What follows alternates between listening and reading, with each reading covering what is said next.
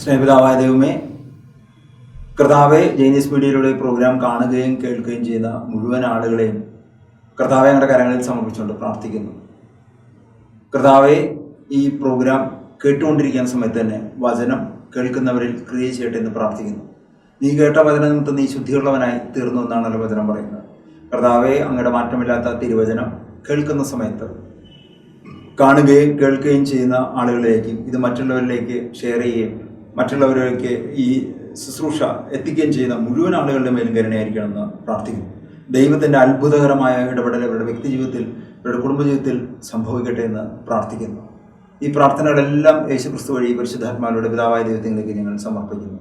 പ്രാർത്ഥന കേട്ട് പ്രാർത്ഥനയ്ക്ക് പ്രത്യുത്തരം നൽകി ഞങ്ങളെ ശുശ്രൂഷ അനുഗ്രഹിക്കുന്നതിന് ഓർത്ത് ദൈവമേ അങ്ങയോട് നന്ദി പറയുകയും ചെയ്യുന്നു. ആമീൻ. ഇന്ന് മാർക്കോസിന്റെ സുവിശേഷത്തിൽ 7-ാമത്തെ അധ്യായത്തിൽ 24 മുതൽ 30 വരെയുള്ള തിരുവചനങ്ങളിലൂടെ നമുക്ക് കടന്നു പോകാം. ബൈബിൾ കൈവശമുള്ള ആളുകൾ എന്നോടൊപ്പം ചേർന്ന് വായിക്കുകയാണെങ്കിൽ നിങ്ങൾക്ക് അത് കൂടുതൽ ആഴങ്ങളിൽ മനസ്സിലാക്കാൻ അത് സഹായിക്കുകയും ചെയ്യും. അവൻ അവിടെ നിന്ന് എഴുന്നേറ്റ് ടൈറിലേക്ക് പോയി. അവൻ അവിടെ നിന്ന് എഴുന്നേറ്റ് എന്ന് പറഞ്ഞാൽ യേശു ആയിരുന്ന സ്ഥലത്ത് നിന്ന് എഴുന്നേറ്റ് ടൈർ എന്ന പ്രദേശത്തേക്ക് പോയി. ബൈബിളിൽ നമ്മൾ ടയർ, സീദോൻ എന്നീ പ്രദേശങ്ങളെക്കുറിച്ചൊക്കെ നമ്മൾ ഇടയ്ക്കിടയ്ക്ക് വായിക്കുന്നതാണ്. അവിടെ ഒരു വീട്ടിൽ പ്രവേശിച്ചു. തന്നെ ആരും തിരിച്ചറിയാതിരിക്കണമെന്ന് അവൻ ആഗ്രഹിച്ചു.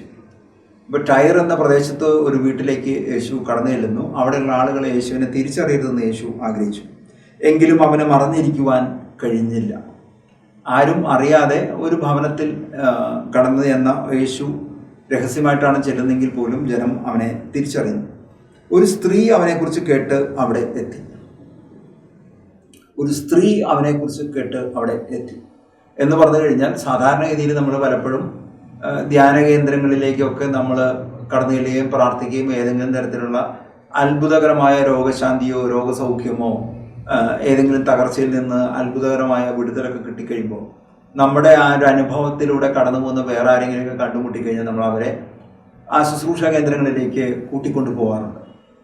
ചില സമയത്ത് നിർബന്ധിച്ചിട്ട് തന്നെ പലരെയും ഈ ശുശ്രൂഷ കേന്ദ്രങ്ങളിലേക്ക് കൂട്ടിക്കൊണ്ടുപോകാറുണ്ട്. പക്ഷെ ഇവിടെ ആരും നിർബന്ധിക്കാതെ, ആരും ക്ഷണിക്കാതെ യേശു ഉണ്ടെന്ന് പറഞ്ഞ് യേശു ആയിരിക്കുന്ന ഭവനത്തിലേക്ക് ഒരു സ്ത്രീ അവനെക്കുറിച്ച് കേട്ട് അവിടെ എത്തി. യഹൂദരുടെ ഒരു പശ്ചാത്തലം അനുസരിച്ച് സ്ത്രീകൾ അങ്ങനെ ഒറ്റയ്ക്ക് ക്ഷണിക്കപ്പെടാത്തൊരു സ്ഥലത്തേക്ക് കയറി ചെല്ലുക എന്ന് പറഞ്ഞാൽ തന്നെ ആ നാട്ടിലെ അന്നത്തെ സാംസ്കാരിക പശ്ചാത്തലം അനുസരിച്ച് അത് അനുവദനീയമായ ഒരു കീഴ്വഴക്കമല്ല. അവൾക്ക് അശുദ്ധാത്മാവ് ബാധിച്ച ഒരു കൊച്ചുമകൾ ഉണ്ടായിരുന്നു. ഈ സഹോദരി യേശുവിനെ അന്വേഷിച്ചു പോയതിൻ്റെ കാര്യം അശുദ്ധാത്മാവ് ബാധിച്ച ഒരു കൊച്ചുമകൾ അവിടെ ഉണ്ടായിരുന്നു. സാധാരണഗതിയിൽ നമ്മൾ പലപ്പോഴും ഈ പൈശാചിക ബാധയുള്ള ആളുകൾ അല്ലെങ്കിൽ പൈശാചിക പീഡയുള്ള ആളുകളെയൊക്കെ പ്രാർത്ഥിക്കാനായിട്ട് കൊണ്ടുവരുന്ന സമയത്ത്, അവരെ കണ്ടുമുട്ടുന്ന സമയത്ത് ഇതെങ്ങനെയാണ് തുടക്കം എന്നൊക്കെ ചോദിക്കുന്ന സമയത്ത് ചിലപ്പോൾ പറയാറുണ്ട്, ഏതെങ്കിലും ചത്തൻ സേവാ മഠത്തിൽ പോയി, അല്ലെങ്കിൽ ഏതെങ്കിലും നേരത്തെ ദുർപൂജകൾക്ക് കടന്നുപോയി, അല്ലെങ്കിൽ ശത്രു സംഹാരം നടത്താൻ വേണ്ടി അങ്ങനെ ചെയ്തു, അല്ലെങ്കിൽ സ്വാമിയുടെ അടുത്ത് പോയി എന്തെങ്കിലും ചെയ്തു. ഈ അടുത്ത കാലത്ത് സാമ്പത്തികമായ വലിയ തകർച്ച നേരിട്ട ഒരാൾ കാണാനായിട്ട് വന്നിരുന്നു. ധ്യാനകേന്ദ്രത്തിൽ കടന്നു വന്നതാണ്. ആ കടന്നു വന്ന് ഇദ്ദേഹമായിട്ട് സംസാരിക്കുന്ന സമയത്ത് ചോദിച്ചു, ബിസിനസ്സൊക്കെ നന്നായി നടക്കുകയായിരുന്നപ്പോൾ എന്താ സംഭവിച്ചത്? ഇദ്ദേഹം പലപ്പോഴും ടെലിവിഷൻ ചാനലിൽ ധനാകർഷണ യന്ത്രം എന്ന് പറഞ്ഞിട്ടൊരു പരസ്യം കാണാറുണ്ട്. തിരുവനന്തപുരം സൈഡിലുള്ള ഒരു സ്ഥാപനമാണ് സ്ഥിരമായിട്ട് ഈ പരസ്യം കൊടുക്കുന്നത്, ധനാകർഷണ യന്ത്രം എന്ന് പറഞ്ഞിട്ട്. അപ്പോൾ എന്താണ് ഈ യന്ത്രം എന്നറിയാൻ ഇദ്ദേഹത്തിന് ഒരു ക്യൂരിയോസിറ്റി. മാത്രമല്ല ഇദ്ദേഹത്തിന് ചെറിയൊരു സാമ്പത്തിക പ്രതിസന്ധി ഉണ്ടായിരുന്നു. എന്തായാലും ഈ സഹോദരൻ ഈ പരസ്യം കണ്ട് ഫോണിൽ വിളിച്ചു ചോദിച്ചു കഴിഞ്ഞപ്പോൾ അദ്ദേഹം ഈ യന്ത്രം എന്നൊക്കെ പറഞ്ഞ സമയത്ത് ഇദ്ദേഹത്തിനെ കുറിച്ച് പിടിപാടില്ലാത്തതുകൊണ്ടാണ് ഇദ്ദേഹം വിചാരിച്ച വല്ല ഈ നോട്ടൊക്കെ വല്ല കൃത്രിമമായിട്ട് ഡ്യൂപ്ലിക്കേറ്റ് നോട്ടൊക്കെ പ്രിന്റ് ചെയ്ത് കൊടുത്ത് ഒറിജിനൽ നോട്ട് പോലെയാക്കി മാറ്റി കൊടുക്കുന്ന വല്ല പരിപാടിയൊക്കെയാണ്, നോട്ടിരട്ടിപ്പ് എന്നൊക്കെ പറയാറുണ്ട്. അതുപോലെ എന്തെങ്കിലും പരിപാടിയാണെന്ന് അദ്ദേഹം ധരിച്ചത്. പക്ഷെ അതുകൊണ്ട് ഇദ്ദേഹത്തെ വിളിച്ചു ചോദിച്ചപ്പോൾ ഇതൊന്നുമല്ല സംഭവം. അദ്ദേഹത്തിൻ്റെ കയ്യിൽ ധനാകർഷണ യന്ത്രം എന്നൊരു സാധനമുണ്ട്. ആ ധനാകർഷണ യന്ത്രം എന്ന് പറഞ്ഞു കഴിഞ്ഞാൽ ഒരു കറുത്തിട്ടൊരു ചരടും അതുമേ ഒരു ചെറിയൊരു ലോക്കറ്റും അതുമേ വേറെ എന്തോ ഒരു സാധനം, അതിനുള്ളിൽ എന്തോ ഒക്കെ ചെയ്ത് വെച്ചത്. ഈ ലോക്കറ്റിനകത്ത് എന്തോ ചെമ്പ് തകിടിനകത്ത് എന്തോ എഴുതി വയ്ക്കുകയൊക്കെ ചെയ്യുന്ന ഒരു സാധനമാണ്. അപ്പോൾ ഈ ഫോൺ വിളിച്ചു കഴിഞ്ഞപ്പോൾ അവർ പറഞ്ഞു, ഇത് 1000-ൻ്റെ ഉണ്ട്, 2000-ൻ്റെ ഉണ്ട്, 5000-ൻ്റെ ഉണ്ട്, 10,000-ൻ്റെ ഉണ്ട്. എല്ലാം യന്ത്രമാണ്. ഇപ്പോൾ യന്ത്രം എന്ന് പറഞ്ഞാൽ എല്ലാം ഇത് തന്നെയാണ്. ഒരു കറുത്ത ചരടും അതിന് ഒരു ലോക്കറ്റ് ഇട്ടിരിക്കുന്നു, ഒരു പൈപ്പ് പോലെ ഒരു സാധനം, അതിൻ്റെ ഉള്ളിൽ ചെമ്പ് തകളിൽ എന്തോ ചെയ്യുന്നു, പലതരത്തിലുണ്ട്. അപ്പോൾ ഇത് പൂജ ചെയ്ത് ആരും കാണാത്ത സ്ഥലത്ത് ശരീരത്തിൽ ധരിക്കണം. ആ ശരീരത്തിൽ ധരിച്ചു കഴിഞ്ഞാൽ ഇത് നിങ്ങൾക്ക് ധനിയെ നിങ്ങളുടെ അടുത്തേക്ക് വരുന്നതാണ്. അപ്പോൾ ഈ പരസ്യപ്രകാരം വിളിച്ചു ചോദിച്ചു കഴിഞ്ഞ സമയത്ത് അന്ന് 10,000 രൂപയുടെ യന്ത്രം, ഇപ്പം അതിന് വില കൂടി, ഇപ്പോൾ 27,000 വാങ്ങുന്നത്, ഇപ്പോഴും പരസ്യം വരുന്നുണ്ട്. ഈ യന്ത്രം 10,000 രൂപയുടെ യന്ത്രം അദ്ദേഹം വാങ്ങി. അത് കൊറിയറിൽ വന്നു. തൃശ്ശൂരിലുള്ള ആളാണ്, വാങ്ങിയാണ്, സത്യക്രിസ്ത്യാനിയാണ്. അപ്പോൾ ഇതിപ്പോൾ സാമ്പത്തിക പ്രതിസന്ധി പരിഹരിക്കാൻ ഇത് ഈ ധനാകർഷണ യന്ത്രം സഹായകരമാണെങ്കിൽ ആയിക്കോട്ടെ എന്ന് വിചാരിച്ചുകൊണ്ടാണ് ഇദ്ദേഹം ഇത് ചെയ്തത്. അപ്പോൾ അതുകൊണ്ട് ഇത് വാങ്ങി രഹസ്യമായിട്ട് അരയിൽ കെട്ടി. പക്ഷേ അതുവരെ ബിസിനസ്സൊന്നും വലിയ കുഴപ്പമുണ്ടായിരുന്നില്ല. ഞങ്ങൾക്ക് ചെറിയൊരു ബുദ്ധിമുട്ടുണ്ടായിരുന്നു. ലോൺ അപ്ലൈ ചെയ്തു, ലോൺ കിട്ടിയില്ല. ലോൺ തരാൻ കുറേ ഡോക്യുമെൻറ്റ്സ് ചോദിച്ചു. ഇദ്ദേഹത്തെ കൊടുത്ത ഡോക്യുമെൻറ്റ്സിൽ എന്തോ ചെറിയ കുഴപ്പമുണ്ടായതുകൊണ്ട് അത് നീണ്ടുപോയതാണ്. അതുകൊണ്ട് വലിയ പ്രയാസമൊന്നും ഉണ്ടായിരുന്നില്ല. പക്ഷേ ഈ പരിപാടി ചെയ്ത് കുറച്ച് ദിവസം, ആദ്യത്തെ കുറച്ച് ദിവസമൊക്കെ ഇയാൾക്ക് കടയിലൊക്കെ കച്ചവടമൊക്കെ കൂടുതൽ, ഇയാൾക്ക് വലിയ സന്തോഷമായി. പക്ഷെ കുറച്ച് കഴിഞ്ഞപ്പോൾ എന്താണെന്ന് വെച്ച് കഴിഞ്ഞാൽ ഇയാൾക്ക് കടയിൽ പോകണമെന്ന് തന്നെ തോന്നുന്നില്ല. കടയിൽ കച്ചവടം കുറഞ്ഞു. മാത്രമല്ല ഇയാൾക്ക് എപ്പോഴും തലവേദന, വിട്ടുമാറാത്ത അവസ്ഥ. ഇവിടെ സത്യക്രിസ്ത്യാനിയാണ്. ഇയാൾ ഞായറാഴ്ചകളിലും കടമുള്ള ദിവസങ്ങളിലൊക്കെ പള്ളിയിൽ പോവുകയും കുർബാന സ്വീകരിക്കുകയും ഒക്കെ ചെയ്യുന്ന ആളാണ്. അപ്പോൾ കുർബാന സ്വീകരിക്കുകയും ഒക്കെ ചെയ്ത സമയത്ത് ഇദ്ദേഹത്തിന് ഇതൊരു പാപമാണെന്ന് തോന്നിയിരുന്നില്ല, അല്ലെങ്കിൽ ഒന്നാം പ്രമാണത്തിൻ്റെ ലംഘനമാണെന്ന് ഒരു ചിന്ത ഉണ്ടായിരുന്നില്ല. അതുകൊണ്ടാണ് കുർബാന സ്വീകരിക്കുകയും കാര്യങ്ങളൊക്കെ ചെയ്തത്. കുടുംബ പ്രാർത്ഥന ചൊല്ലും. ഇതിൻ്റെ കൂട്ടത്തിൽ ഈ ധനാകർഷണ യന്ത്രം ഇദ്ദേഹത്തുണ്ടെന്ന് മാത്രം. പക്ഷെ പിന്നീട് ഇദ്ദേഹത്തിന് ആകെ അസ്വസ്ഥത, വിട്ടുമാറാത്ത തലവേദന, ബിസിനസ്സിൽ ശ്രദ്ധ കേന്ദ്രീകരിക്കാൻ പറ്റുന്നില്ല, ആകെ ഒരു മൊത്തത്തിലെ അസ്വസ്ഥയും. അതോടൊപ്പം തന്നെ ബിസിനസ്സൊക്കെ കീഴ്പ്പെട്ടു പോയി. പിന്നെ ലോൺ എടുക്കാൻ വേണ്ടി കൊടുത്ത അത് എന്തോ കാരണത്താൽ റിജക്റ്റായി. സാമ്പത്തികമായ പ്രതിസന്ധി വന്ന് അങ്ങനെയാണ് ധ്യാന കേന്ദ്രത്തിൽ വന്നിരിക്കുന്നത്. ആ വന്ന സമയത്ത് ഇദ്ദേഹത്തോട് ചോദിച്ചു എന്താണ് കാര്യങ്ങളെന്നൊക്കെ ചോദിച്ചു കഴിഞ്ഞ സമയത്ത് ഇദ്ദേഹം പറഞ്ഞു. അപ്പോഴാണ് നമ്മൾ ഈ തിരുവനന്തപുരത്തുള്ള ഈ ചേട്ടനെ, ആറ്റുകാൽ രാധാകൃഷ്ണനെ പരിചയപ്പെടുന്നത്. എന്തായാലും ഇതൊക്കെ പറഞ്ഞു കഴിഞ്ഞ സമയത്ത് എനിക്കിതൊരു തമാശയായിട്ടാണ് തോന്നിയത്. ഞാൻ എന്തായാലും ഈ ഫോൺ നമ്പറിലൊന്ന് വിളിച്ചിട്ട് ഇദ്ദേഹത്തോട് ഇതിൻ്റെ ഡീറ്റെയിലൊക്കെ ചോദിച്ചു. അപ്പോൾ ഈ 10,000 രൂപയുടെയാണ് ഏറ്റവും വലിയ ഇത്. അപ്പം ഞാൻ പറഞ്ഞു ഞാൻ പറയുന്ന അഡ്രസ്സിലേക്ക് ഒന്ന് അയക്കാൻ പറ്റുമെന്ന് ചോദിച്ചു. അന്ന് മൻമോഹൻ സിംഗ് ആണ് പ്രധാനമന്ത്രി ആയിരിക്കുന്ന സമയമാണ്. അപ്പോൾ ഞാൻ പറഞ്ഞു ഞാനൊരു അഡ്രസ്സ് പറയാം, ആ അഡ്രസ്സിലേക്ക് അയക്കാൻ പറ്റുന്നുണ്ടെങ്കിൽ ഞാൻ അപ്പം തന്നെ പൈസ നിങ്ങൾക്ക് ബാങ്ക് ട്രാൻസ്ഫർ ചെയ്ത് തരാം. അപ്പോൾ ഞാൻ പറഞ്ഞ അഡ്രസ്സ് ഇതായിരുന്നു: Manmohan Singh, prime minister of India, New Delhi, India. അപ്പോൾ അദ്ദേഹം ചോദിച്ചു നിങ്ങൾ പരിഹസിക്കുകയാണെന്ന് ചോദിച്ചു. ഞാൻ പറഞ്ഞു പരിഹസിക്കല്ല.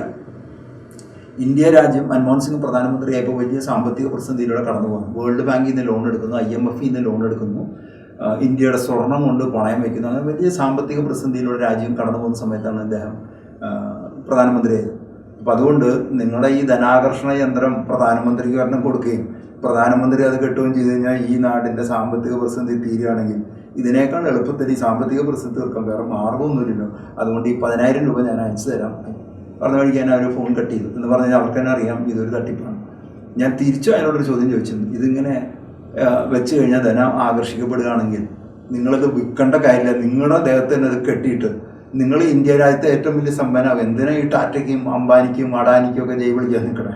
നിങ്ങൾ ഇന്ത്യയിലെ ഏറ്റവും വലിയ സമ്പന്നനായി മാറും. ഇത് ഈ ചോദ്യങ്ങൾക്കൊന്നും ഉത്തരവില്ല. ആളുകളെ പറ്റിക്കുക എന്നുള്ളതാണ് ഈ ധനാകർഷണ യന്ത്രവുമായിട്ട് വന്നിട്ടുള്ള, അല്ലെങ്കിൽ ഇതുപോലുള്ള മറ്റ് തട്ടിപ്പുകൾ, അല്ലെങ്കിൽ ഒന്നാം പ്രമാണം ലംഘിക്കുവാൻ പ്രേരണ നൽകുകയും അത് പിന്നീട് ഒരു പൈശാചിക പീഡയായി മാറുകയും ഈ ദൈവത്തെയും മാമോനെയും ഒരാൾക്ക് ഒന്നിച്ച് സേവിക്കാൻ പറ്റില്ല എന്ന തിരുവചനം നമ്മൾ ഇത്തരണത്തിൽ ഓർക്കുന്നത് നല്ലതാണ്. എന്തായാലും അശുദ്ധാത്മാവ് ബാധിച്ച ഒരു കൊച്ചുമകൾ അവിടെ ഉണ്ടായിരുന്നു. നമ്മൾ ഈ ഇതിൽ ചിന്തിക്കേണ്ട ഒരു കാര്യം എന്ന് വെച്ചാൽ ചെറിയ കുട്ടിയുടെ കാര്യമായി പറയുന്നത്, ചെറിയ പെൺകുട്ടി. ഈ പെൺകുട്ടി ഒരിക്കലും ഈ യന്ത്രം മേടിക്കാനോ അല്ലെങ്കിൽ ചാത്തൻ സേവയ്ക്ക് പോകുകയൊന്നും ചെയ്തിട്ടുണ്ടായിരിക്കില്ല. അപ്പോൾ എങ്ങനെയായിരിക്കും സംഭവിച്ചിട്ടുണ്ടാവുക? ഒന്ന്, നമ്മുടെ ജീവിതത്തിൽ പ്രയാസങ്ങളും പ്രതിസന്ധി ഉണ്ടാകുന്ന സമയത്ത് ഒന്ന് നമ്മുടെ പ്രവൃത്തി മൂലമായിരിക്കാം ഈ പ്രതിസന്ധി ഉണ്ടായത്. അത് നമ്മൾ വിചാരിച്ചാൽ തന്നെ ആ പ്രതിസന്ധിക്ക് പരിഹാരമാവുള്ളൂ. രണ്ട്, മറ്റുള്ളവർ നമ്മുടെ ജീവിതത്തിൽ ഉണ്ടാക്കുന്ന പ്രയാസങ്ങളും പ്രശ്നങ്ങളും അത് പരിഹരിക്കാനായിട്ട് ചിലപ്പോൾ വക്കീലും കോടതിയും പോലീസും MLA യും MP യും പഞ്ചായത്ത് മെമ്പറും രാഷ്ട്രീയ പാർട്ടിക്കാരോ സമുദായ സാമൂഹിക നേതാക്കന്മാരുടെയൊക്കെ സേവനം ആവശ്യമായി വന്നേക്കാം ചിലപ്പോൾ. 3, അജ്ഞാതമായ കാരണങ്ങളാൽ ഇത് സംഭവിക്കും. ഈ അജ്ഞാതമായ കാരണങ്ങളെ കുറിച്ച് ചിന്തിക്കുന്ന സമയത്ത് ഒന്ന് പാരമ്പര്യമായിട്ട് കടന്നു വന്ന വഴിയായിരിക്കാം ഇത് സംഭവിക്കുന്നത്. ഇപ്പോൾ പാരമ്പര്യമായിട്ട് കടന്നു വരിക എന്ന് പറഞ്ഞു കഴിഞ്ഞാൽ നമ്മുടെ മുൻ തലമുറയിൽപ്പെട്ട ആളുകൾ നമ്മുടെ അപ്പനോ അമ്മയോ അപ്പാപ്പനോ അമ്മാമ്മയോ അല്ലെങ്കിൽ അതിന് മുൻ തലമുറയിലുള്ള ആളുകൾ ഏതെങ്കിലും തരത്തിലുള്ള പൈശാചികമായ ശുശ്രൂഷയ്ക്ക് വിധേയമാവുകയും ഒരു പിശാചികമായിട്ട് ഒരു കോൺട്രാക്റ്റിലൊക്കെ എത്തിയ ആളുകൾ, കിട്ടുന്ന വരുമാനത്തിൻ്റെ വിഹിതം കൊണ്ടു കൊടുക്കാന്നൊക്കെ പറഞ്ഞ് പിശാചുമായിട്ട് ഉടമ്പടിയിലെത്തിയ ആളുകളൊക്കെ ഉണ്ടെങ്കിൽ അവർക്ക് ജനിക്കുന്ന പിൻതലമുറയിൽ വരുന്ന ആളുകൾക്ക് ഈ പൈശാചിക പീഡയുടെ സ്വാധീനം അവർക്ക് ഉണ്ടാകും. അതുകൊണ്ട് തന്നെ ചെറിയ കുട്ടികൾക്ക് പോലും ചിലപ്പോൾ പൈശാചിക പീഡ ഉണ്ടായേക്കാം. ഇവിടെ ഈ അശുദ്ധാത്മാവ് ബാധിച്ച ഒരു കൊച്ചുമകൾ ഉണ്ടായിരുന്നു. ആ സ്ത്രീ വന്ന് അവൻ്റെ കാൽക്കൽ വീണു. യേശുവിൻ്റെ അടുത്ത് നിന്ന് കാൽക്കൽ വീഴുന്നു. അവൾ സീറോ ഫിനീഷ്യൻ വംശത്തിൽപ്പെട്ട ഒരു ഗ്രീക്കുകാരിയായിരുന്നു. അപ്പോൾ യഹൂദ മതത്തിൽപ്പെട്ട ആളല്ല, ഗ്രീക്ക് സംസ്കാരത്തിൽ നിന്ന് വരുന്ന ആളാണ്. ഇപ്പോൾ ഗ്രീക്കുകാർക്ക് അവരുടേതായിട്ടുള്ള ദേവീദേവന്മാരെ ഇഷ്ടം പോലെ ഉണ്ട്. ഇപ്പോൾ കുട്ടികളുണ്ടാവില്ലെങ്കിൽ അക്ഷേര ദേവിയോട് പ്രാർത്ഥിക്കുന്നു. പുരുഷന്മാർക്ക് എന്തെങ്കിലും പ്രശ്നം ഉണ്ടെങ്കിൽ സിയൂസ് ദേവനോട് പ്രാർത്ഥിക്കുന്നു. തയ്യൽ ചിത്രരചനയുമായി ബന്ധപ്പെട്ട ആളുകളുണ്ടെങ്കിൽ മിനർവ ദേവിയോട് പ്രാർത്ഥിക്കുന്നു. കാറ്റ് ശല്യം ചെയ്യുകയാണെങ്കിൽ പോസഡോൺ ദേവനോട് പ്രാർത്ഥിക്കുന്നു. അല്ലെങ്കിൽ ഓരോ സാമ്പത്തിക മേഖലയിൽ പ്രയാസങ്ങളിൽ മാമോനോട് പ്രാർത്ഥിക്കുന്നു. അല്ലെങ്കിൽ ചില സമയത്ത് കൃഷിയുമായി ബന്ധപ്പെട്ട ചില പ്രയാസങ്ങളൊക്കെ ഉണ്ടാകുകയാണെങ്കിൽ ബാൽദേവനോട് പ്രാർത്ഥിക്കുന്നു. അങ്ങനെ ഇഷ്ടം പോലെ ദേവീദേവന്മാർ അവർക്കുണ്ട്. അതിനോടൊക്കെ പ്രാർത്ഥിച്ചുകൊണ്ടിരിക്കുന്ന ആള് ഇവിടെ ഈ സീറോ ഫിനീഷ്യൻ വംശത്തിൽപ്പെട്ട ഗ്രീക്കുകാരി അവരുടെ ദേവീദേവന്മാരോടൊക്കെ പ്രാർത്ഥിച്ചു കാണും. പക്ഷെ അതിൽ നിന്ന് മോചനം കിട്ടാത്തത് കൊണ്ട് തൻ്റെ മകളിൽ നിന്ന് പിശാചിനെ ബഹിഷ്കരിക്കണമെന്ന് അവൾ അവനോട് അപേക്ഷിച്ചു.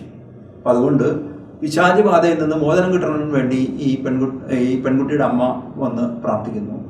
ചെറിയ കുട്ടിയാണ്, പെൺകുട്ടിയൊന്നും പറയുന്നില്ല, ആവശ്യം മുഴുവൻ അമ്മയാണ് ഉന്നയിക്കുന്നത്. അവൻ പ്രതിഭജിച്ചു. യേശു അതിന് കൊടുക്കുന്ന ഒരു മറുപടിയാണ്, ആദ്യം മക്കൾ ഭക്ഷിച്ച് തൃപ്തരാകട്ടെ. ഇപ്പോൾ ചോദിച്ചതിനുള്ള മറുപടിയൊന്നുമല്ല പറയുന്നത്. മകളെ സൗഖ്യപ്പെടുത്തണം എന്ന് പറയുന്ന സമയത്ത് യേശു പറയുന്നത് മക്കൾ ഭക്ഷിച്ച് തൃപ്തരാകട്ടെ എന്നാണ്. എന്ന് പറഞ്ഞു കഴിഞ്ഞാൽ നമ്മൾ മനസ്സിലാക്കേണ്ടത്, ഞാൻ വന്നിരിക്കുന്നത് യഹൂദ വംശത്തിൽപ്പെട്ട, യൂദാ ഗോത്രത്തിൽപ്പെട്ട, ബെഞ്ചമിൻ ഗോത്രത്തിൽപ്പെട്ട, അല്ലെങ്കിൽ യാക്കോബിന്റെ 12 മക്കൾ 12 ഗോത്രങ്ങളായി മാറിക്കഴിഞ്ഞപ്പോൾ ആ 12 ഗോത്രങ്ങളിൽപ്പെട്ട ആളുകളും അവരുടെ പിൻതലമുറയിൽപ്പെട്ട ആളുകളെ സേവിക്കാനും ശുശ്രൂഷിക്കാനുമാണ് ഞാൻ വന്നിരിക്കുന്നത്. അതുകൊണ്ട് അവർക്കാണ് എൻ്റെ ശുശ്രൂഷയുള്ളത്. ഇതിനെ ഉദ്ദേശിച്ചുകൊണ്ടാണ് പറഞ്ഞത്, എന്താണ്, ആദ്യം മക്കൾ ഭക്ഷിച്ച് തൃപ്തരാകട്ടെ. മക്കളുടെ അപ്പം എടുത്ത് നായ്ക്കൾക്ക് എറിഞ്ഞു കൊടുക്കുന്നത് നന്നല്ല. അത് കഴിഞ്ഞിട്ട് വീണ്ടും ഒരു കാര്യം പറയാണ്, എന്താണ്, മക്കളുടെ അപ്പം എടുത്ത് നായ്ക്കൾക്ക് എറിഞ്ഞു കൊടുക്കുന്നത് നന്നല്ല. ഇത് കേൾക്കണ സമയത്ത് ചിലപ്പോൾ നിങ്ങൾക്ക് തോന്നും നായൻ്റെ മോളെ എന്നൊക്കെ വിളിച്ചു എന്നൊക്കെ തെറ്റിദ്ധാരണയുണ്ടെങ്കിൽ അതൊന്നും വേണ്ട. വിജാതീയരെ പൊതുവായി നടത്തുന്ന ഒരു അഭിസംബോധന രീതിയാണ് നായ്ക്കൾ എന്നുള്ളത്. യഹൂദരുടെ ഒരു കൊളോക്കിയൽ ഭാഷാ ശൈലിയാണ്.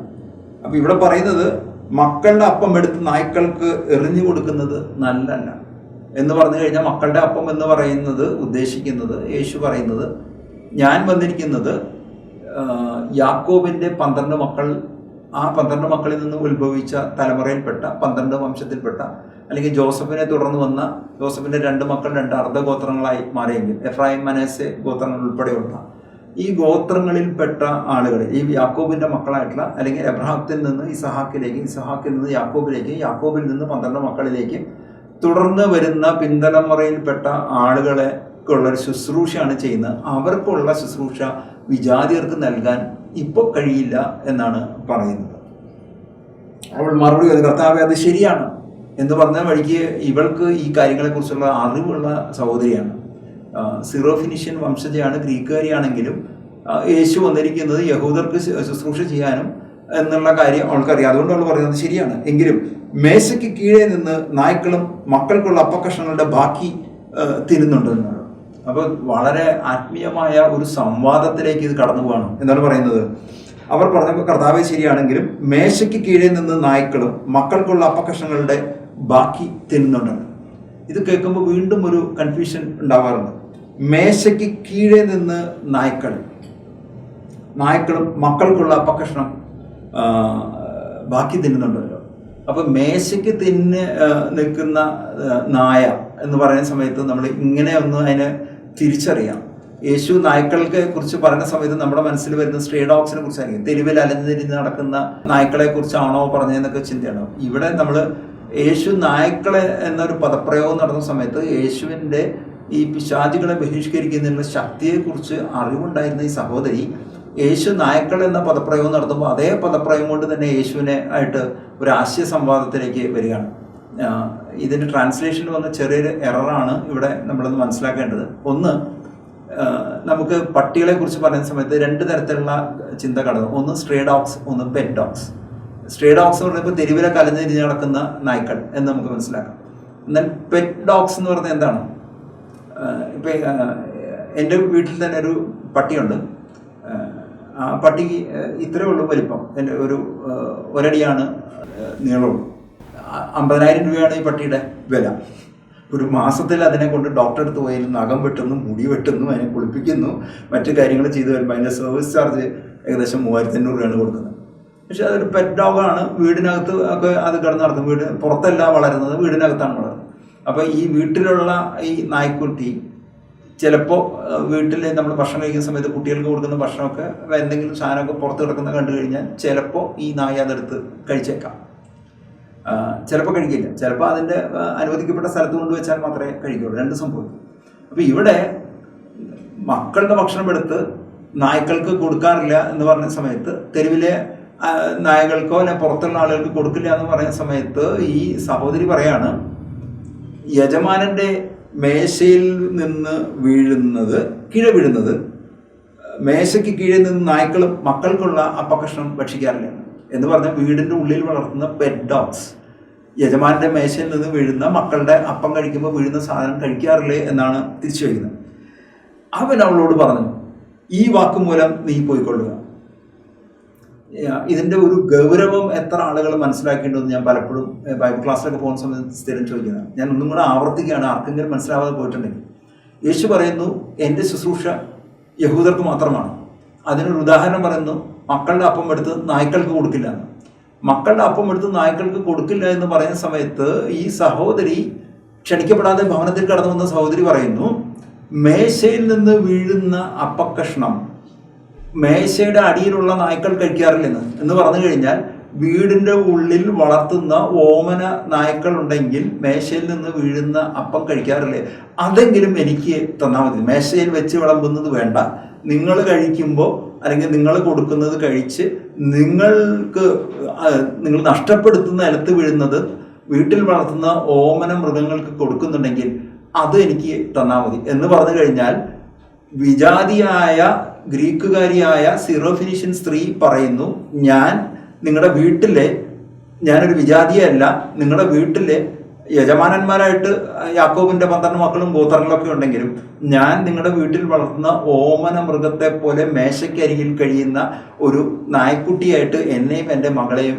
കരുതണമേ എന്ന ആത്മീയമായ വലിയ രഹസ്യങ്ങളുടെ ഒരു കലവറ ഈ സഹോദരി തുറന്നു കൊടുക്കുകയാണ്.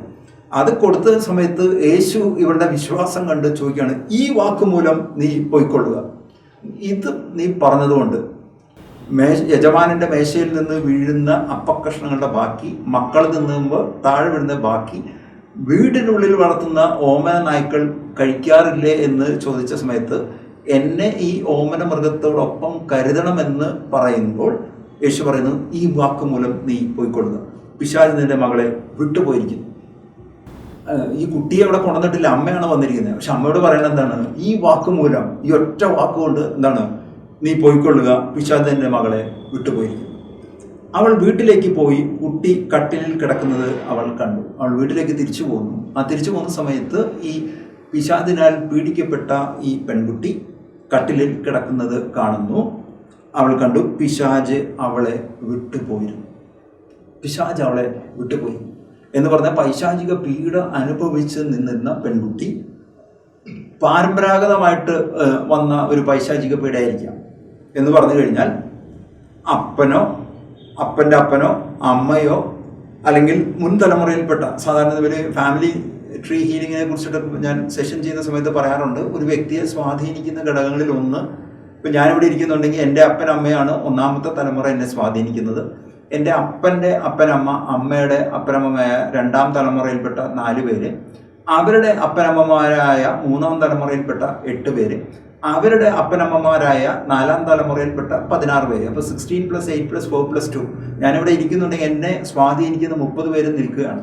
ആ 30 പേര് ഏതെങ്കിലും അവരവരെ തന്നെയോ അല്ലെങ്കിൽ അവരുടെ സമ്പത്തിനെയോ മറ്റേതെങ്കിലും കാര്യങ്ങളോ പിശാചിനെ സമർപ്പിക്കുകയോ പിശാചുമായിട്ട് എന്തെങ്കിലും ഉടമ്പടിയിൽ ഏർപ്പെടുകയോ ഒക്കെ ചെയ്തിട്ടുണ്ടെങ്കിൽ പിൻതലമുറയിലേക്ക് കടന്നു വന്ന ആളുകളിലേക്ക് ഈ പൈശാചിക സ്വാധീനം കടന്നു വരുന്നു. അതുകൊണ്ട് തന്നെ നമ്മൾ ഇന്റർജനറേഷൻ കേഴ്സ്, ഇന്റർജനറേഷൻ ഹീലിംഗ് എന്നൊക്കെ പറഞ്ഞ പ്രത്യേക ശുശ്രൂഷകൾ നമ്മൾ പലപ്പോഴും ചെയ്യാറുണ്ട്. ഈ ശുശ്രൂഷകളിലൂടെ കടന്നു വരുന്ന സമയത്ത് ഇത്തരം പൈശാചിക പീഡകൾ അനുഭവിക്കുന്ന ചെറിയ കുട്ടികൾ, ഇതിനെക്കുറിച്ചൊന്നും അറിവില്ലാത്ത അല്ലെങ്കിൽ ഇത്തരം കാര്യങ്ങളിൽ ചെന്നുപെടാത്ത, 1ാം പ്രമാണത്തിന്റെ ലംഘനവുമായി ബന്ധപ്പെട്ട ഒന്നിലും പെടാത്ത ഒരു വ്യക്തിയിൽ പോലും ഒരു പൈശാചിക പീഡ കടന്നു വന്നിട്ടുണ്ടെങ്കിൽ അത് തീർച്ചയായിട്ടും ഒരു ഇന്റർജനറേഷണൽ കേഴ്സ് അല്ലെങ്കിൽ ഒരു ഇന്റർജനറേഷണൽ ബോണ്ടേജ് ആണ്. ഈ ബോണ്ടേജ് എന്തായാലും ബ്രേക്ക് ചെയ്യണം. അത് ബ്രേക്ക് ചെയ്യാൻ വേണ്ടി കർത്താവായ യേശു ക്രിസ്തുവിന്റെ നാമത്തിലുള്ള പ്രാർത്ഥനകൾ, വിശ്വാസത്തോടൊരു പ്രാർത്ഥനയാണ് ഇതിനുള്ള വിടുതൽ നൽകുന്നത്. അപ്പോൾ ഈ കൊച്ചിനെ പ്രാർത്ഥിക്കാനായിട്ട് കൊണ്ടുവരുന്നില്ല. കൊച്ചിൻ്റെ അമ്മ വിശ്വാസം ഏറ്റുപറഞ്ഞു. ഇത് കാണുകയും കേൾക്കുകയും ചെയ്യുന്ന ആളുകൾ, നിങ്ങളുടെ മക്കൾ ആരെങ്കിലും ഇതുപോലെയുള്ള സ്ട്രേഞ്ച് ആയിട്ടുള്ള പെരുമാറ്റങ്ങളിലേക്ക് പോവുക, ഏതെങ്കിലും തരത്തിൽ പൈശാചികമായ പീഡകൾ അനുഭവിക്കുകയും മറുതലിക്കുന്ന സ്വഭാവമുള്ള ആളുകളൊക്കെ ഉണ്ടെങ്കിൽ നിങ്ങൾ വിശ്വാസത്തോടെ പ്രാർത്ഥിക്കുന്ന സമയത്ത് തീർച്ചയായിട്ടും അവർക്ക് അതിൽ നിന്ന് വിടുതൽ തീർച്ചയായിട്ടും ലഭിക്കും. ഒരു പെൺകുട്ടിയെ പ്രാർത്ഥിക്കുവാനായിട്ട് കൊണ്ടുവന്നു. ആ കൊണ്ടുവന്ന സമയത്ത് ആ കുട്ടി പറഞ്ഞു, എനിക്ക് വേണ്ടി പ്രാർത്ഥിക്കേണ്ടെന്ന് പറഞ്ഞു. അപ്പോൾ ഈ പെൺകുട്ടിയെ കൊണ്ടുവരുന്നതിൻ്റെ കാരണം എന്താണെന്ന് വെച്ച് കഴിഞ്ഞാൽ, ഈ പെൺകുട്ടി 12th കഴിഞ്ഞ് ഡിഗ്രിക്ക് ചേരാൻ പോകുന്ന സമയത്ത് ഇവൾക്ക് ഡ്രസ്സ് വാങ്ങാനായിട്ട് തൃശ്ശൂരിലെ പ്രമുഖമായ ഒരു വസ്ത്രവ്യാപാര കടയിൽ ചെന്നു. ആ കടന്നു വന്ന സമയത്ത് റെഡിമെയ്ഡ് പാൻറ്റുകൾ ഇവൾക്ക് വാങ്ങാനായിട്ട് ജീൻസ് മേടിക്കാൻ പോയി. ആ പോയ സമയത്ത് ഇവളൊരു തുണി എടുത്ത് കൊടുത്തിട്ട് പറഞ്ഞു, ഇത് ഇവൾക്ക് വേണമെന്ന് പറഞ്ഞപ്പോൾ അമ്മ പറഞ്ഞു അത് പറ്റില്ല എന്ന് പറഞ്ഞു. അവസാനം പറഞ്ഞ അപ്പൻ സമ്മതിക്കുകയാണെങ്കിൽ മേടിച്ചോളാം പറഞ്ഞു. അപ്പനും പറ്റില്ല എന്ന് പറഞ്ഞു. അപ്പോൾ എന്താ സംഭവം വെച്ച് കഴിഞ്ഞാൽ, ഇതിൻ്റെ കാലിൻ്റെ മുൻഭാഗം മുഴുവൻ ഇങ്ങനെ കീറിയിരിക്കുന്ന ക്രഷ്ടെന്നോ കേൾഡെന്നോ ഒക്കെ പറയുന്ന, അല്ല എനിക്ക് അതിൻ്റെ വാക്കുകൾ എന്താണെന്ന് ശരിക്കും എനിക്കറിയില്ല. ഇങ്ങനെ കീറിയിരുന്നത് വസ്ത്രം ധരിച്ചാൽ പോലും ശരീരം പുറത്ത് കാണുന്ന തരത്തിലുള്ള ഒരു ജീൻസ്. അതിന് ഏതാണ്ട് 4500 രൂപയാണ് ഈ സാധനത്തിൻ്റെ വില. അപ്പോൾ അപ്പൻ പറഞ്ഞു, കാശ് മുടക്കിയിട്ട് കീറിയത് മേടിക്കാൻ പറ്റില്ല എന്ന് പറഞ്ഞു. ഇനി മര്യാദക്കുള്ള ഡ്രസ്സ് മേടിക്കാൻ പറഞ്ഞു. അപ്പോൾ എനിക്ക് നിങ്ങളുടെ ഡ്രസ്സ് വേണ്ടാന്ന് പറഞ്ഞ് പിണങ്ങി വീട്ടിൽ വന്ന് മുറിക്കകത്ത് കയറി വാതിലടച്ചു. പിന്നെ കുളിക്കാൻ പറഞ്ഞാൽ കുളിക്കില്ല, ഡ്രസ്സ് മാറാൻ പറഞ്ഞാൽ ഡ്രസ്സ് മാറില്ല, ഭക്ഷണം കഴിക്കാൻ പറഞ്ഞാൽ വിളിച്ചാൽ വീട്ടുകാർ ഭക്ഷണം കഴിക്കുമ്പോൾ വരില്ല, പിന്നെ തോന്നുമ്പോൾ വരുമ്പോൾ വന്ന് കിച്ചണിൽ പോയിട്ട് എന്തെങ്കിലും എടുത്ത് കഴിക്കും, പള്ളിയിൽ പോവില്ല, കുടുംബ പ്രാർത്ഥനയിൽ വരില്ല, ആകെ അസ്വസ്ഥത. ഈ പെൺകുട്ടി അവസരം പ്രാർത്ഥിക്കാനായിട്ട് കൊണ്ടുവന്നു, ധ്യാന കേന്ദ്രത്തിൽ കൊണ്ടുവന്നു. ധ്യാനിക്കാൻ ഇരിക്കില്ല എന്ന് പറഞ്ഞിട്ട് പ്രാർത്ഥിച്ചു വിടാൻ പറഞ്ഞു. പ്രാർത്ഥിക്കുന്നതിന് മുമ്പ് പ്രാർത്ഥിക്കട്ടെ എന്ന് ചോദിച്ചപ്പോൾ പറഞ്ഞു, എനിക്ക് വേണ്ടി നിങ്ങൾ പ്രാർത്ഥിക്കേണ്ടതാണോ, നിങ്ങളുടെ പ്രാർത്ഥനയുടെ ആവശ്യമൊന്നും എനിക്കില്ല എന്ന് പറഞ്ഞു കഴിഞ്ഞാൽ ഇവള് സ്വയം ഇവളുടെ ഉള്ളിലുള്ള കോപം, വെറുപ്പ്, വൈരാഗ്യം, വിദ്വേഷമൊക്കെ മാറി അതൊരു ബോണ്ടേജായി മാറി. പിന്നെ അവസാനം ഈ കുട്ടിയുടെ അമ്മ ചോദിച്ചു, ഇനി എന്താ ചെയ്യാന്ന് ചോദിച്ചു. അത് കഴിഞ്ഞപ്പോൾ പറഞ്ഞു, ഞാൻ ഈ പാസേജ് എടുത്ത് വായിച്ചു കൊടുത്തിട്ട് പറഞ്ഞു, ഈ പാസേജിൽ നമ്മൾ കാണുന്നത് ഈ ബാലികയ്ക്ക് ഈ ഒരു പൈശാചിക പിഴ വന്നപ്പോൾ അമ്മയാണ് കർത്താവിനോട് മാധ്യസ്ഥം പ്രാർത്ഥിക്കുന്നത്, അമ്മയാണ് പ്രാർത്ഥനാ സഹായം തേടുന്നത്. അമ്മയുടെ വിശ്വാസം കൊണ്ട് കൊച്ചിനെ കർത്താവ് അന്ന് 2000 വർഷം മുമ്പ് സുഖപ്പെടുത്തിയെങ്കിൽ തീർച്ചയായിട്ടും നിങ്ങൾ വിശ്വസിക്കുന്നുണ്ടെങ്കിൽ നിങ്ങളുടെ മകളെ കർത്താവ് സൗഖ്യമാക്കും. ഇത് പറഞ്ഞ സമയത്ത് അവർക്ക് അതൊരു പുതിയ തിരിച്ചറിവായിരുന്നു. അപ്പോൾ അതുവരെ അവർ കേട്ടുന്നുണ്ട്, വിശ്വസിച്ചാലാണ് വിടുതൽ കിട്ടുള്ളൂ എന്നാണ്. അപ്പോൾ ഈ കുട്ടി വിശ്വസിച്ചാലും ഇല്ലെങ്കിലും മാതാപിതാക്കൾ വിശ്വസിച്ച് പ്രാർത്ഥിക്കുന്നുണ്ടെങ്കിൽ അത്ഭുതകരമായ വിടുതൽ കിട്ടും എന്നൊരു ആത്മീയരഹസ്യം അവരോട് പങ്കുവച്ചു. തുടർന്ന് അവർ പറഞ്ഞു, ഞാൻ എന്താ ചെയ്യേണ്ടതെന്ന് ചോദിച്ചു. ഇതും പറഞ്ഞു, നിങ്ങൾ പോയി നന്നായി കുമ്പസാരിച്ച് വരാൻ പറഞ്ഞു. നന്നായി കുമ്പസാരിച്ച് വന്നു. കുർബാനയിൽ പങ്കെടുക്കാൻ പറഞ്ഞു. കുർബാന കഴിഞ്ഞ് ആരാധനയിൽ പങ്കെടുക്കാൻ പറഞ്ഞു. ആരാധന കഴിഞ്ഞ സമയത്ത് സമയം മുഴുവൻ ഈ കുട്ടി റൂമിനകത്ത്, ധ്യാനകേന്ദ്രത്തിൻ്റെ പുറത്തിറങ്ങാതെ റൂമിനകത്ത് ഇരിക്കുകയായിരുന്നു. ഇത് കഴിഞ്ഞിട്ട് അമ്മയും അപ്പനെയും വിളിച്ചു. ഇവരുടെ കുഞ്ഞിലേക്ക് ഏതെങ്കിലും തരത്തിലുള്ള പൈശാചിക പീഡ കടന്നു വന്നിട്ടുണ്ടെങ്കിൽ, ഏതെങ്കിലും വഴിയിലൂടെ കടന്നു വന്നിട്ടുണ്ടെങ്കിൽ അതിൽ നിന്ന് മോചനം വിടുതൽ കിട്ടാൻ വേണ്ടി പ്രാർത്ഥിച്ചു.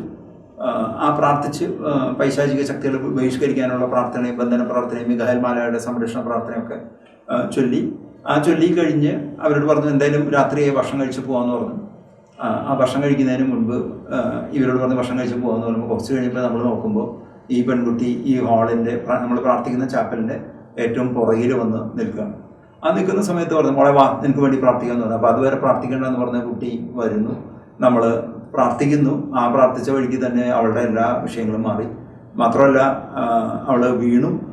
പ്രാർത്ഥിച്ച സമയത്ത് ഇങ്ങനെ മയങ്ങിപ്പോയി. ആത്മീയമായൊക്കെ കഴിഞ്ഞ ശേഷം അവളുടെ അപ്പനോട് പറഞ്ഞു, നിങ്ങൾക്ക് ഇഷ്ടമില്ലാത്ത വസ്ത്രം എനിക്ക് വേണ്ട, എനിക്ക് തെറ്റുപറ്റിയതെന്ന് അപ്പനും അമ്മോടും മാപ്പ് ചോദിക്കുകയും, അല്ലെങ്കിൽ കുടുംബത്തിൽ നിന്ന് ഒരു പൈശാചിക പീഡ ഉണ്ടായിട്ടെങ്കിൽ അതിൽ നിന്ന് പരിപൂർണമായ മോചനവും വിടുതലും കിട്ടുകയും ദൈവം അവരുടെ ജീവിതത്തെ അനുഗ്രഹമാക്കി മാറ്റുകയും ചെയ്തു.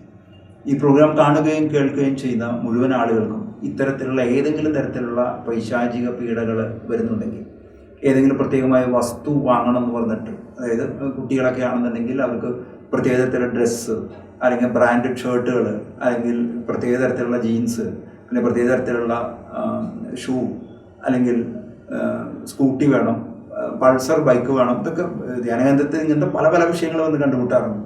അപ്പോൾ ഇത്തരം ഏതെങ്കിലും കാര്യങ്ങളിൽ പിടിവാശി പിടിക്കുകയും മാതാപിതാക്കളെ അസ്വസ്ഥപ്പെടുത്തുകയും ആകുലപ്പെടുത്തുകയൊക്കെ ചെയ്യുന്ന മക്കളുണ്ടെങ്കിൽ ആ മക്കൾക്കൊരു മാനസാന്തരം ഉണ്ടാവട്ടെ എന്ന് പ്രാർത്ഥിക്കുന്നു. അവരുടെ മാതാപിതാക്കൾക്ക് മനസ്സമാധാനവും സന്തോഷവും അവരുടെ ജീവിതത്തിൽ ഉണ്ടാവട്ടെ എന്ന് പ്രാർത്ഥിക്കുന്നു. ഈ പ്രാർത്ഥനകളെല്ലാം യേശുക്രിസ്തു വഴി പരിശുദ്ധാത്മാവിലൂടെ പിതാവായ ദൈവത്തിലേക്ക് ഞങ്ങൾ സമർപ്പിക്കുന്നു. കർത്താവെ അങ്ങ് പ്രദാനം ചെയ്യുന്ന ആത്മീയമായ സമാധാനവും സന്തോഷവും കുടുംബങ്ങളിലും വ്യക്തികളിലും വ്യാപരിക്കട്ടെ എന്ന് പ്രാർത്ഥിക്കുന്നു. തിന്മയുടെ ശക്തികളിൽ നിന്ന് ദൈവജനം വിടുവിക്കപ്പെടട്ടെ എന്ന് പ്രാർത്ഥിക്കുന്നു. ഈ പ്രാർത്ഥനകൾ കേട്ട് പ്രാർത്ഥനയ്ക്ക് പ്രത്യേകത നൽകുന്നതിന് ഓർത്ത് ദൈവമേ ഞങ്ങൾ അങ്ങോട്ട് നന്ദി പറയുകയും ചെയ്യുന്നു. ആമേൻ.